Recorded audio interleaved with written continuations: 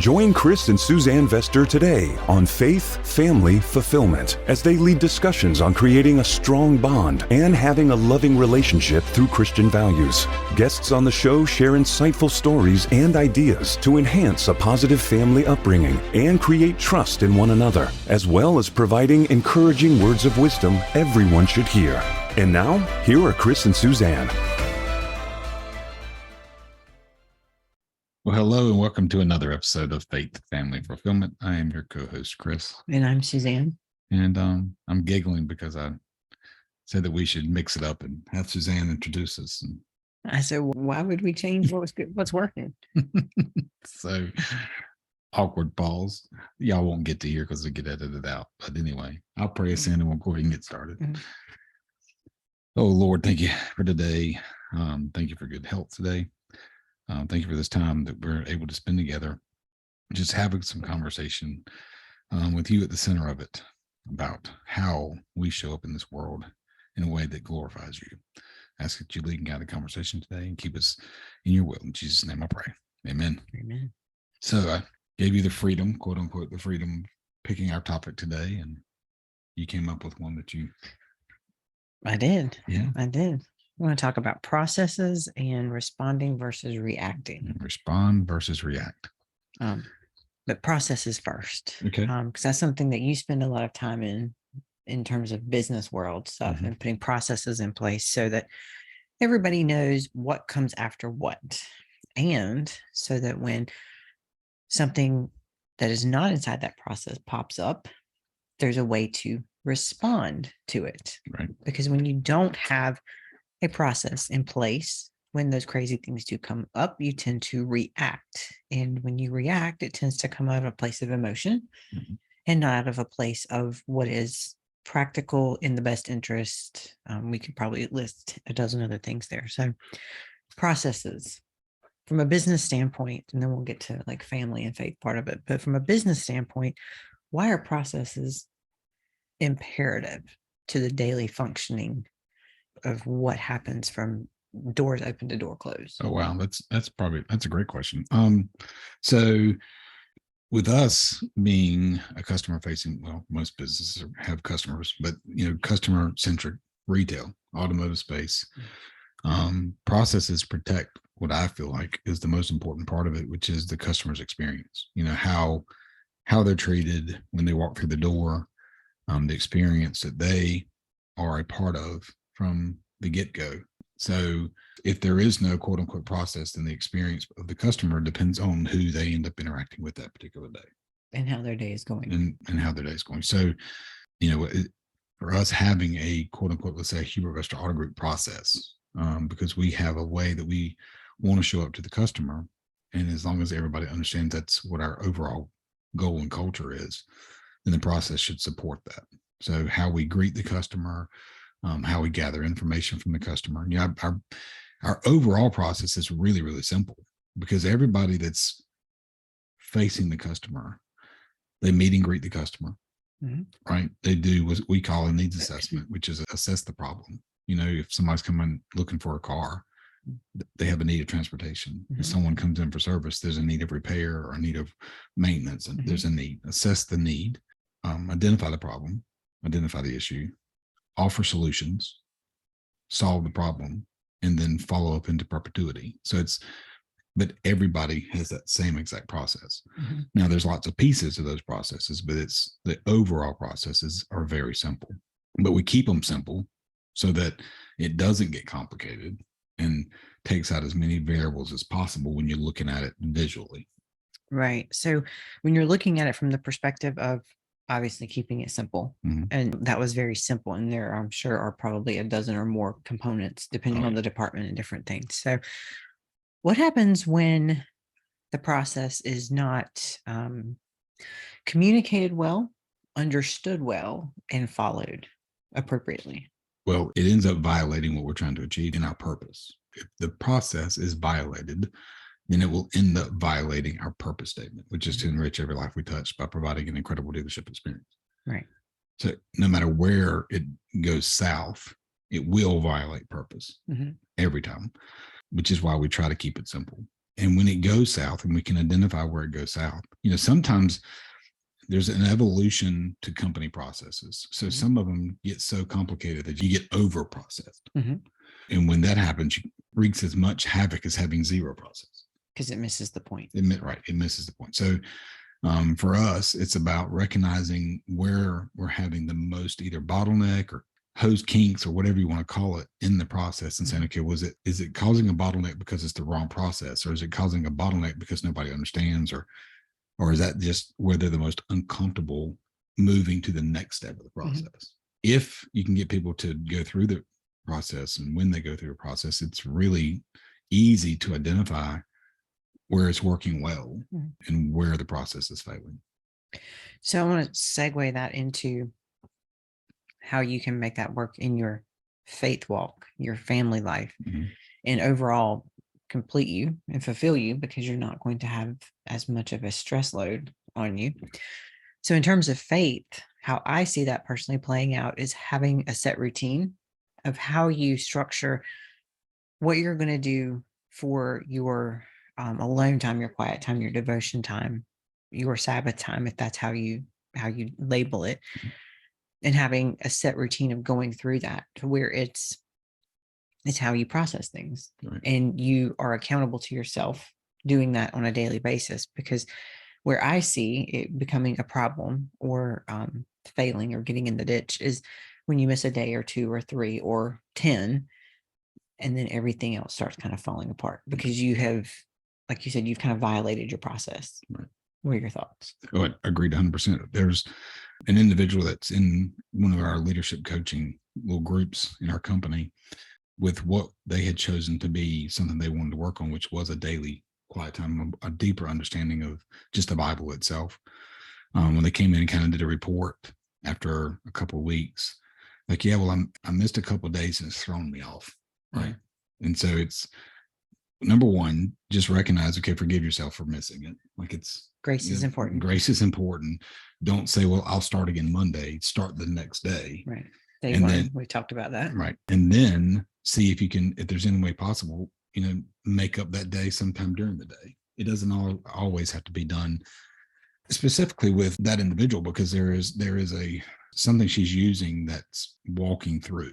And if you skip, it kind of feels like you do fall behind. Right. And so because of what her end goal was. And so being able to say, you know what, just forgive, let's roll on, and then figure out a way to catch up over time, even if it's just a piece, here and there, you're making up for it. The idea of, making the decision ahead of time, being able to, scheduling it out's important. I'm a little bit blessed in that by having to get up every single morning and walk the dog, because I use that as a big part of my quiet time. It's the devotional that I listen to and kind of take in and worship me, all that's during the time with the dog. I don't have to worry about him much. He's not on my radar or my brain. He's doing his thing. Right. And so I'm out there and able to tune in and turn on, in a way that starts my day, what I think is the best way possible. So it's just in a moment of quiet time. Right. Agreed. So if we shift that into family, that's when it gets a little interesting. Yeah. Because, when you're doing your faith journey, and let's just say that you're just focusing on your quiet time, your devotional time, and you're not looking for how you're serving, because that's a whole nother dynamic. We might have time to get to that. But when you factor in family, then you're factoring in, much like in business, different people, different personalities, different priorities, different preferences, different opinions. Man, you could go on forever about that. All under one roof. All under one roof. Yeah. So when it comes to having processes in terms of family, I think that the most important dynamic would be like yours and mine. Right. Like, how is this going to get handled? Or what is the response going to be if this comes up? And what really kind of pops into my brain in the forefront is discipline. How are you going to discipline your children? What is that going to look like? And coming to agreement on that, because I think we have said it multiple times to our kids. we're not here. Our role, our job, if you will, right now is not to be your best friend and be accommodating. It's to prepare you to be a productive adult. Mm-hmm. So in terms of how to structure that process, what are your thoughts? I think, we had conversations early on about discipline because we were disciplined pretty much the same way as children. Very similar. When we talk about how we grew up and what our discipline life looked like, it was very, very similar because we come from very similar value systems. Yes. Our families are their value systems. If they drew them out on paper, I think they'd overlap in a lot of places. So I think that led to a like mindset when it came to discipline. I think being on the same page, mapping it out. We've been together 26 years, and I think if there's one area that we could grow the most in, it would be even that now, about what is the roles and responsibilities of everybody under the household that has to be done on a daily, that can't get ignored. And if they get ignored, what does it look like? What are the consequences? What are the lasting results that'll shift so that they understand that there's responsibilities that are due? Right. The rent, the chores that you do every day is the rent that's due to live under the roof. Yeah. So it's their part of lifting the load. Yeah, I would agree. And the dynamic of that has shifted over the last 90 days. So to give everyone who's listening a picture. So you have Chris and myself who you're going more than me out of the house. But when I'm at home, I'm not typically doing home making activities. I'm typically working from home by and large. Correct. And that's been a busier season in the last year or so. Yes. Because of your doctorate. Yes. And carving out time for everything that has to get done because there are deadlines. But we also sent our middle daughter, who will be 18 next week, off to college. So she is no longer at home. And I would say, and all the good things that she is our messiest child. Yes. Just kind of in general. Right. But we have our oldest daughter who is, she's 21. She graduated with her bachelor's in May. She is in the seminary working on her MDiv and is working a part-time job.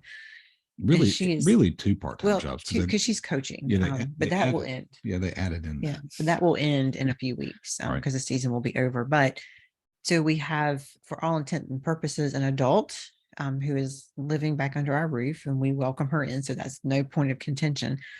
But she is, we have always joked, because you can always tell when she's been home.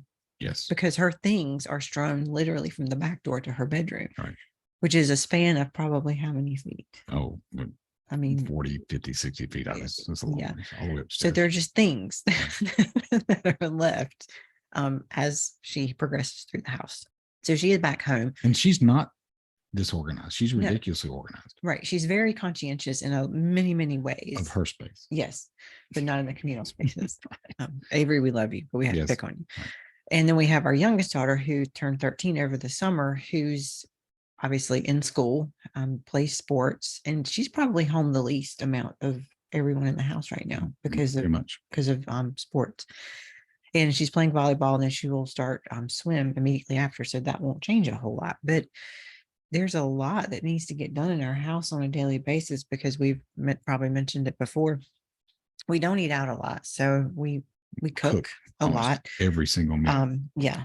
So we have the kitchen that is always in a state of disarray. It's like a commercial kitchen. Any restaurant commercial kitchen throughout any busy season of their day. Yeah, that's what our kitchen looks like at any given point. Yes. Because if you think about it, there's 3 people cooking at least 4 meals. So it's 12 meals a day that are getting processed through that kitchen. Right. So it's all the things that entails. Right. And we've kind of joked about it. Avery said, well, I'll help with the dishes if you'll buy me a sponge, because I don't use sponges. I use some Norwex scrubbers that are amazing, but she doesn't like them. So I bought her a sponge. It was even a jack-o'-lantern sponge. So it was even pretty. Yeah, it was even pretty. She hasn't done dishes yet. But yes, there is. It's because you should have taken the sponge and put it on her bed. Like, just put it right on her pillow. Maybe I just need to carry all the dirty dishes in there. That's it. But yes, there's definitely a need, and that's an ongoing need. So I think that people need to understand that whatever you decide to do inside of your house, inside of your family, it has to be dynamic. it's constantly going to shift and change based on what's going on with the individuals and members of your household. So you have to know, but having the ability to know that there's a response that is required. So if things are just like, if you can't find a fork or a bowl, or when Gabrielle was at home, a cup, Right. um, that She's a cup hoarder. yes, then you're going to have to there's a response necessary, and communicating that clearly is probably pretty important across the board. But going back to, like I said, discipline probably comes to mind first. What are some things that, other than household management, like chores and those kinds of duties, and discipline, what else pops into your head in the family space? I think because we live ridiculously active lives, I don't think, the highest form of arrogance is thinking that your problems are worse than anybody else's. But I know that we are, among the families that I know, more active than most. Mm. And like the household is probably what pops in my mind first when we talk about processes and all that. Budgeting comes to mind. Mm. Understanding budgeting. I actually had a conversation with my sister. I shared that, that budgeting tool with you. That I think is probably one of the best budgeting tools I've ever seen, but spreadsheet wise, and how it processes the information for you and helps you really think about things that probably may not be on your radar at any given point. And when people have come through the leadership development, that's the tool I've given them to use. And it's amazing how they come back and they're, yeah, but I don't do any giving, and I don't do any investing. Well, that's the reason it's there. So it puts it on your radar. So it's something you need to be doing. Mm. And if you don't ever have it on your radar, it's never going to happen. So how can we fit it in? Mm. And then, after a couple months, you find that, hey, I've got space for that, that I didn't recognize that I had. So yeah, the process of budgeting would be huge, because it's not about living, there's a reason that was it 98% or 95% of the American households live paycheck to paycheck, regardless of level of income. Mm-hmm. It's important to say that too, because a lot of people say, yeah, but the wealthy don't live that way. No, regardless of paycheck, regardless of income, that percentage doesn't shift. Right. So it's the inability to manage up what's coming in the household, because there's not a lot of people that are sitting down and having a conversation about processing the income. Like, how do we process and steward this gift well? Mm-hmm.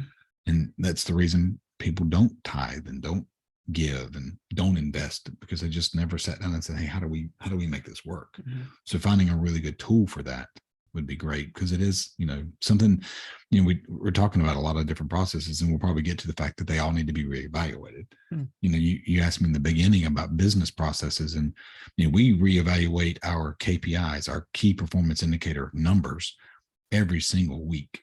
And then once a quarter, we gather and we look back over the quarter. What did we achieve? Where did we miss? And why did we miss? Or why did we achieve? Which allows us to re-examine our processes. That's the whole point is, you try, and if you fail, you learn, and then you try again. If you succeed, then you replicate it and share it and test it, right? And then try again. Like, it's a constant, there's two. In fact, I sent a picture out to the leadership team just yesterday about what actual processing should look like. So it is a reevaluation that needs to happen pretty consistently. I mean, I would think with some of them, with budgeting, for instance, maybe every 6 months. With the adjustment of chores, it could be every 30 days or 90 days. I mean, there should be a pulse to looking at the processes to make sure that everybody understands what's going on and what's trying to be achieved. It's a communication of vision. Right. So shifting gears to the fulfillment aspect.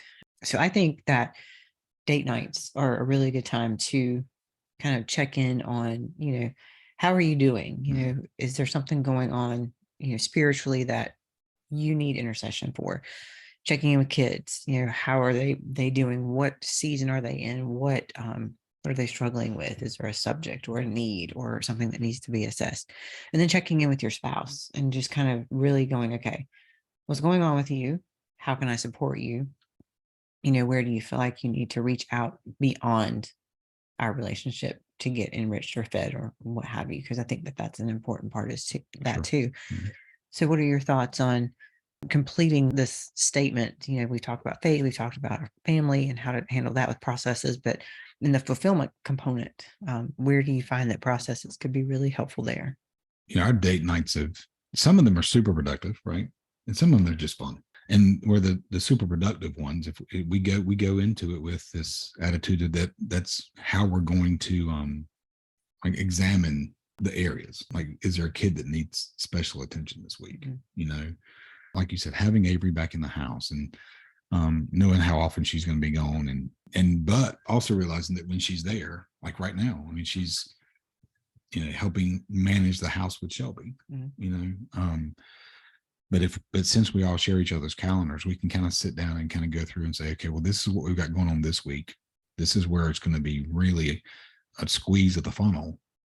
How do we make that work this week? We talked about the importance of doing them on the weekly. If it's a re-examining that needs to take place, a weekly re-examining of those things would be probably the best pulse to be on when it comes to processes. And then one of the things, you do a great job of asking the questions when we're on date night, the intentional questions better than me, but, asking, is there a way that you can find that I could serve you better? You asked, the question you said a while ago was, hey, what have you got going on that I can serve you with? But hey, what if there's something that's already been going on that I could have served you better in? Mm. Because again, it's that learn and fail process. And if you're failing in it, like, how do you learn to do it better? Like we had one of those serve me better processes conversation last Wednesday morning when I was dealing with this past week's been a really, really difficult week for me health-wise, weird and uncomfortable and difficult. And and really random, if completely random. And so I had been complaining about this, and I'll use the word complaining, not whining, but I was complaining. It was a complaint about this particular issue I had going on, along with other issues. And you being who I go to for all of my well-being, short of my doctor. Like, there's a reason you're going to have a PhD at the end of your life. Like, you get what's going on with me naturally. And that's where I would rather turn. And, I said, hey, this is what I've been complaining about. And what have we done to work on that? And you said, well, that's not what I've been working on. And I'm like, well, why not? And what was my response? That's not what you were complaining about. Exactly. But it was, so it's just a miscommunication. I think it was a miscommunication more than anything, but it's that clear and concise and saying, hey, here's where I need more help. Mm-hmm. Even as much as yesterday when I said we may need to switch sides of the bed because of this shoulder issue, because I like feeling you next to me. When I can feel you next to me, like, I'm comforted. Like, it's a comforting feeling. I like being the big spoon. So I don't like being the little spoon. And so that it's comforting to me and saying to you, hey, we need to switch so I can have that. Like, mm-hmm. I need that. And I know you like being the little spoon until it gets too hot. Right. Mm-hmm. And so, but even communication in that sense of, hey, this is like, I need this. Mm-hmm. Like, it's like in this season of my well-being right now, right. My body is not treating me well, and I need that. So, right. Yeah. So the examination of the process is, I think, date night once a week, where you intentionally go in and saying, hey, what are the areas we need to work on this next 7 days? Right. Because we do have a pulse of date night. We're off our pulse by 3 days, but we're back on it tonight. So, but by having that pulse of date night, it puts you in a good space. It's just like I said in the beginning, with our business, there is a pulse to the meetings we have that have an agenda every single time. Right.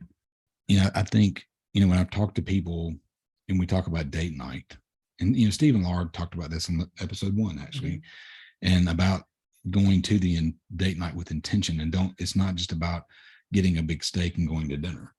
All right, and sitting back and getting comfortable. Yeah, getting comfortable. It's about examining one another and how do you pour into one another.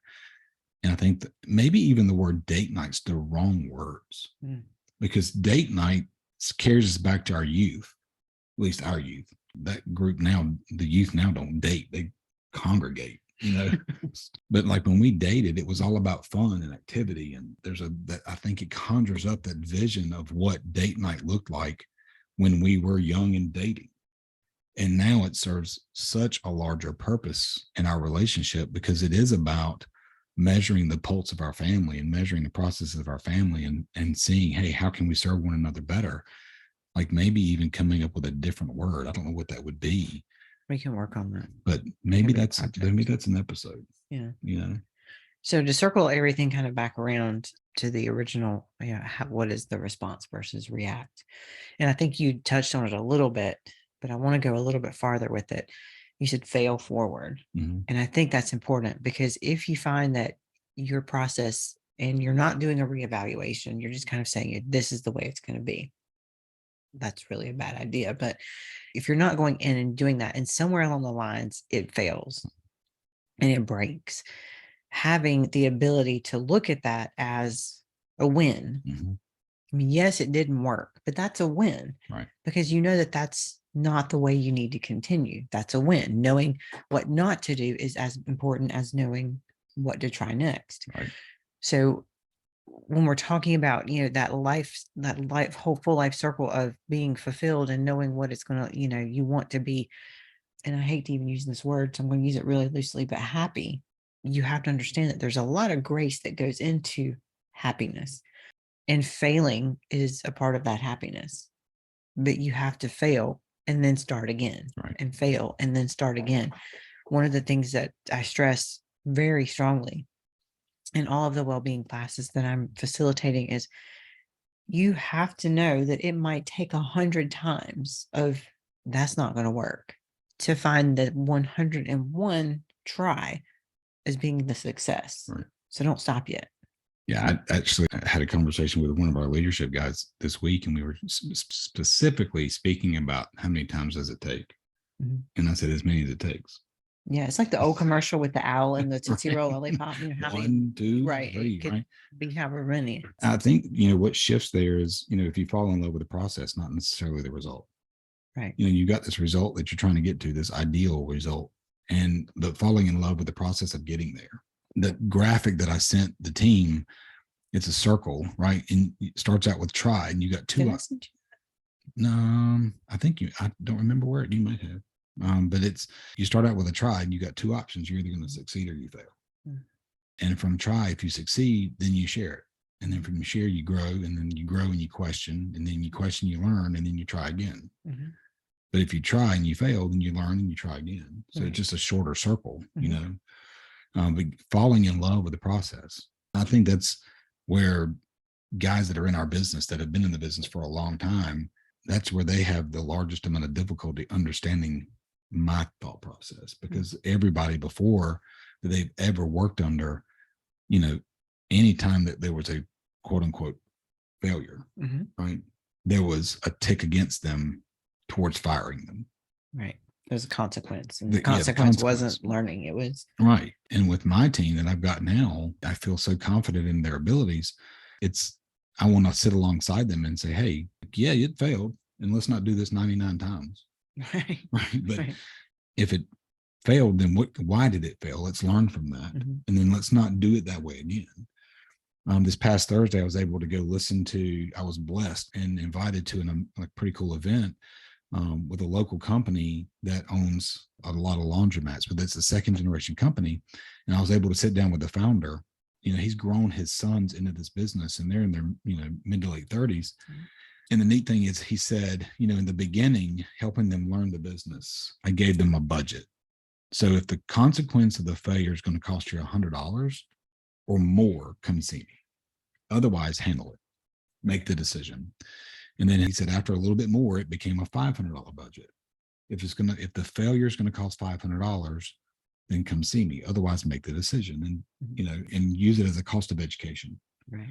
And then it got to be 1,000, and then it went to 5,000, and then it went to 10,000. And then he said, so now the consequences that they're able to deal with, like, there's nothing they're afraid to handle. Mm-hmm. But he walked them through that from an early age. And I thought, man, what a blessing to be able to quantify the idea of, hey, it's okay. I know there's going to be a cost of education. Mm-hmm. And that's a good way to look at a respond versus react. Oh, for sure. For your response to be, okay, well, I know that I've got permission, and that's big. Right. I've got permission to handle this So I'm going to handle it, which grows your ability to have less reaction, Right.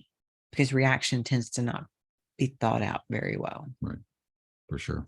Because it comes from a place of Fear. the reptilian part of our brain. Yeah. Right. For sure. Yeah. What are your last thoughts? The whole respond versus react thing, the idea of our leadership development group, which is why doing personal development and studying yourself well and becoming a better leader of yourself, really what you're developing is what I call, and I had this revelation at Steve's event. I wrote down the word responsibility. Mm-hmm. And it's, personal responsibility, which is a big buzzword right now. Everyone needs to take personal responsibility. But if you take and break apart the word responsibility into two words, response ability. Mm-hmm. And if you're really, what you're developing is your ability to personally respond. In other words, my personal response ability. Mm-hmm.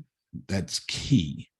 And so being able to lead yourself well and handle your own responses to things, but then being proactive in your relationship space with your spouse, with your children, and then with extended family members, with communicating vision well, working on the process, understand so that everybody understands the weight that they carry. Mm-hmm. What's the part of the load that they're responsible for, and then constantly reevaluating and saying, hey, how do we need to adjust the weights on the plate so the plate doesn't fall over and break? Mm-hmm.